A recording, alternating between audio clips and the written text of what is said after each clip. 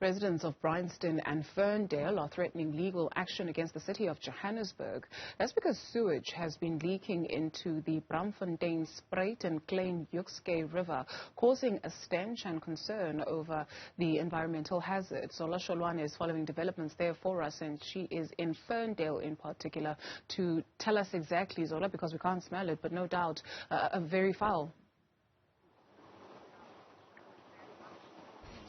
Well, speaking about not being able to smell it, Juju, well, we can smell it at this point. There's a very, disturbing foul smell here, and we are told by the residents that this has been going on for over 5 years, but the past 2 years, have been unbearable, and now they are worried that when, we are approaching the winter season, which means that, the smell will intensify, and they are threatening to take, legal action against the city, saying that they have been sending multiple emails to the relevant authorities about this issue, but nothing is really being said. Now, those that live closer to this river, that want to relocate can't do that. They can't even sell their properties because there's a very disturbing foul smell here, and obviously this poses a health threat to them as well. But to tell us more, we are joined by one of the community leaders. Ma'am, thank you very much for your time.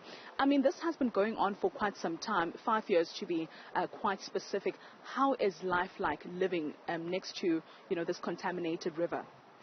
Well, it's an everyday thing for our residents.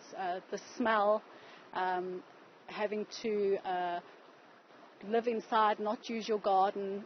Community used to do community walks along the river. We had to stop doing that about 6 years ago because we can't walk across the river because of E. coli. So yeah, it's an everyday thing, and people further downstream, right down to Hartbeespoort, I mean, it must be affecting their lives just as badly. I mean, I understand that you've spoken to, city officials about the matter for maybe the past few years. What have they been saying? Our councillor, Emmy Kukamur, has been dealing with them, escalating it for the last 2 years. We've had 1 or 2 responses, and 1 leak fixed upstream. We've now found another leak, and we're hoping that there'll be a quick response and that the state of the river now will change dramatically.